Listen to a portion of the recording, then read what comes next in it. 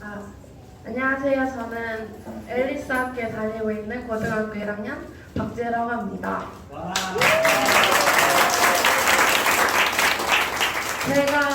제가 선택한 소논문 주제는 청소년 우울증 연구 및 치료법 제시입니다. 목차는 서론, 탐구 동기, 탐구 목적, 탐구 내용, 결론으로 이루어져 있습니다. 자, 먼저 우울증에 대해 아시는 분 손을 좀 들어주세요. 우울증에 대해 안다.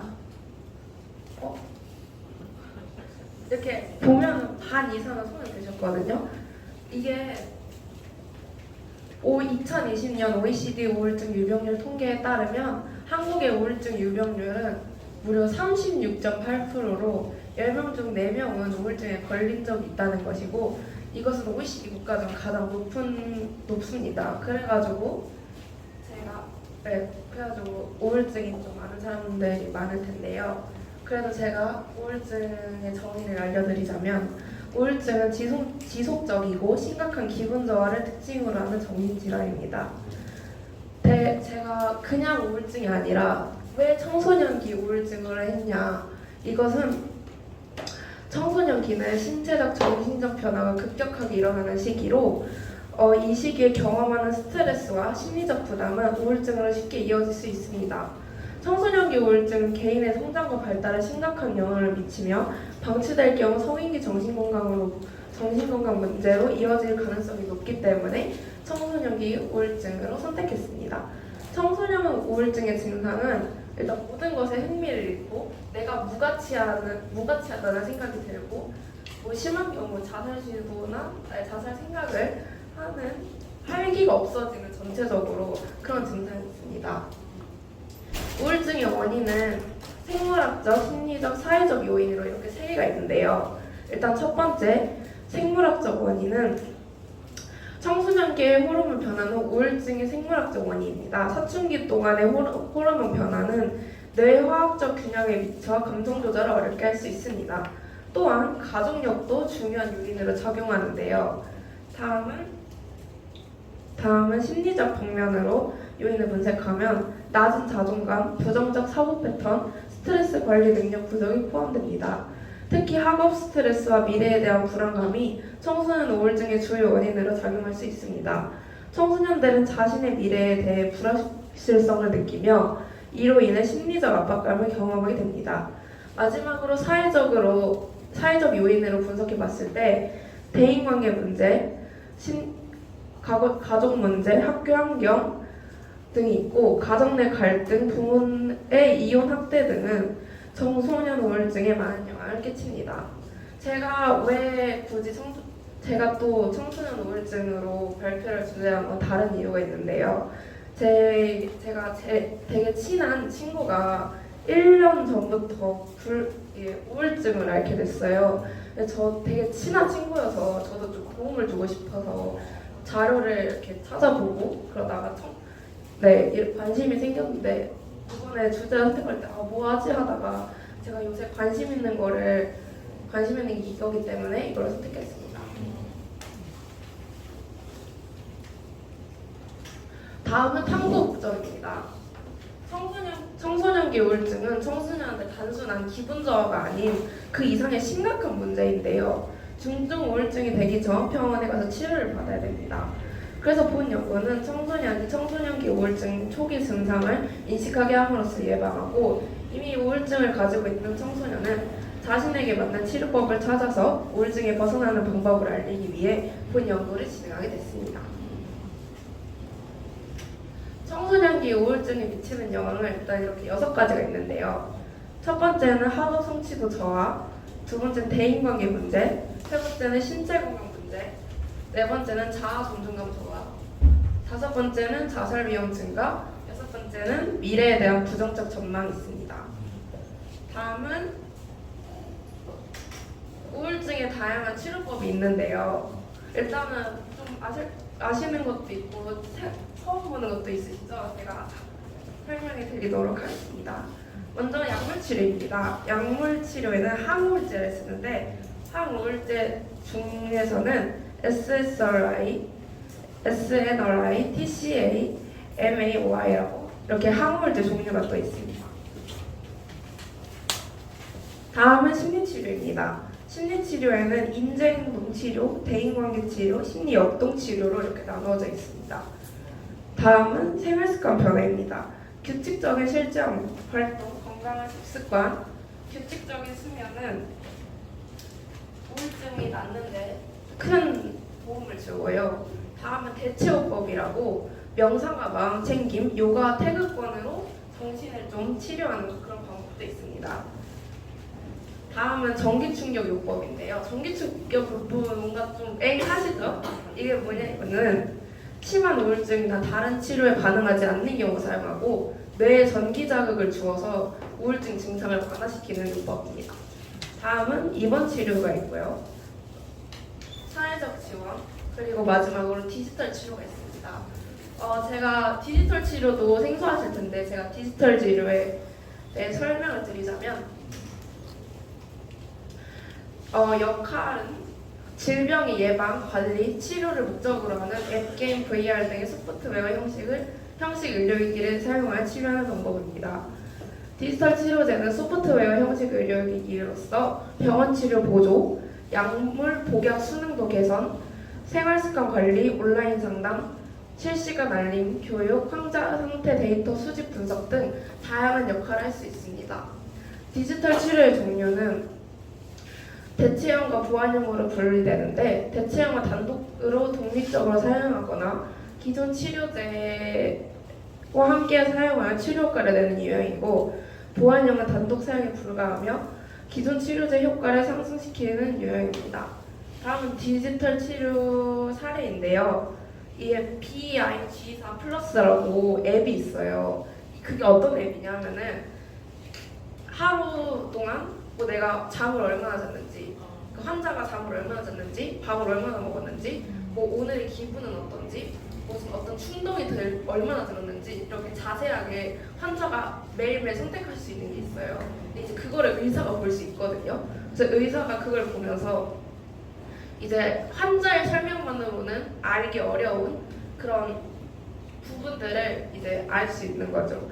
이게 바로 물리적 시간적 한계를 넘어 비대면으로 다수의 환자를 관리할 수 있는 건데 이게 우울증이 오면은 우울증 말고 보통 다른 정신질환도 생기는 경우가 많아요.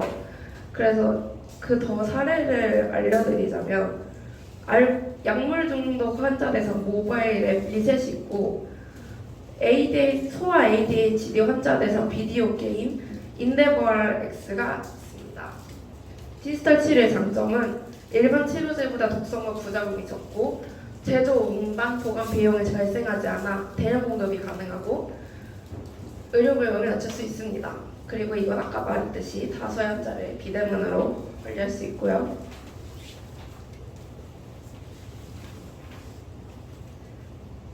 다음은 우울증의 예방법입니다.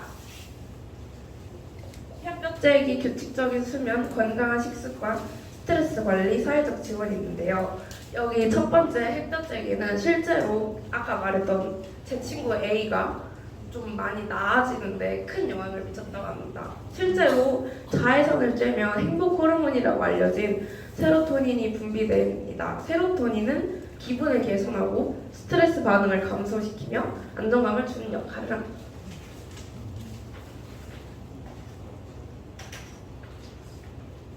다음 마지막으로 결론입니다. 청소년기 우울증은 청소년에게 많은 영향을 끼칩니다. 그러므로 우울한 기간이 2주 이상 가면 꼭 상담을 받아가셔야 하고요. 그리고 우울증을 예방하기 위해 규칙적이고 건강한 식사와 생활을 유지하며 건강하게 살고 우울증이 있는 경우에는 자신에게 맞는 치료법을 알아보고 나을 수 있도록 노력해야 됩니다. 발표 경청해 주셔서 감사합니다.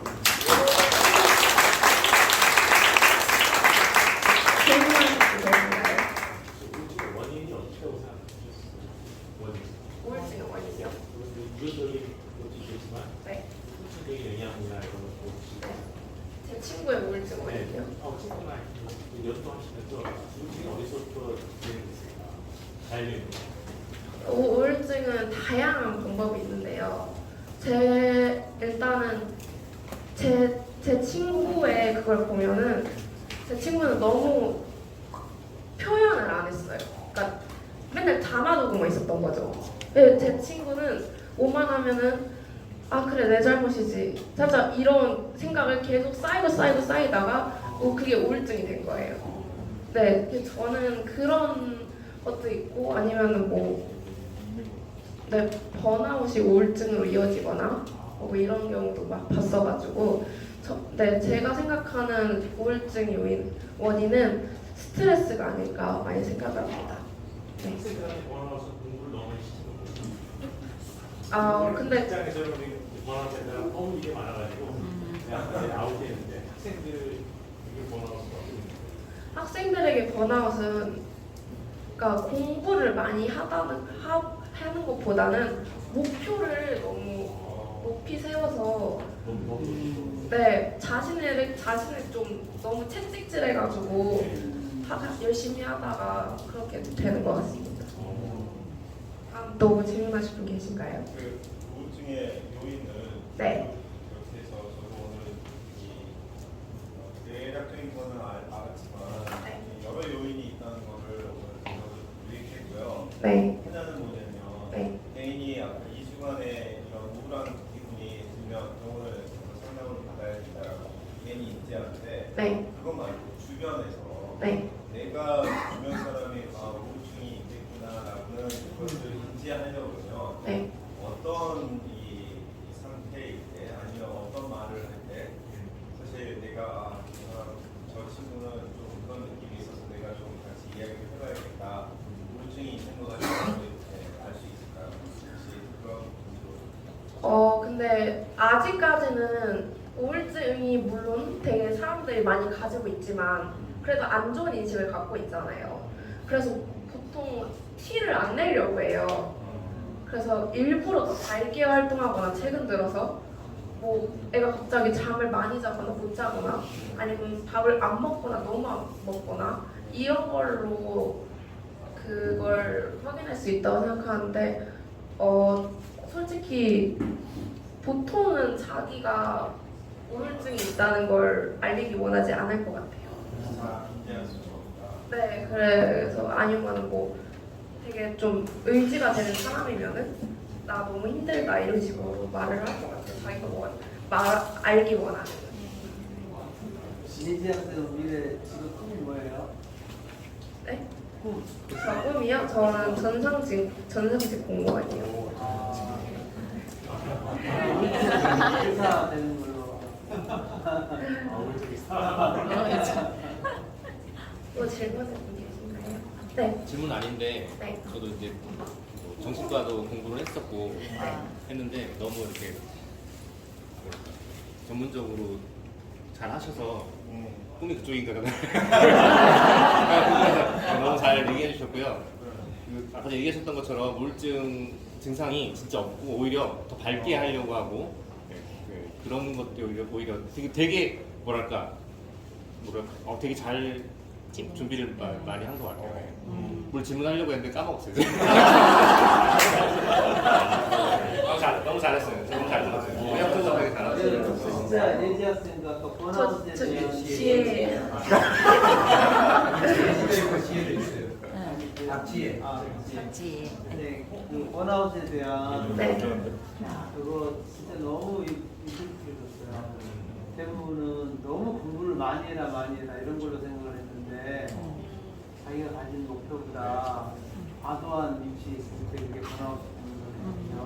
과도한 위치보다는 그러니까 제가 번아웃을 겪었었어요. 그래서 그때 객관적으로 보면 공부를 그렇게 엄청 많이 한다 이 정도는 아니었는데 그러니까 제가 할 수 있는 거에 비해서 목표를 높게 잡고 저를 쉬지 못하고 계속 채찍질을 자기 혼자서 한 거예요. 그게 쌓여가지고 번아웃이 왔었어요. 네.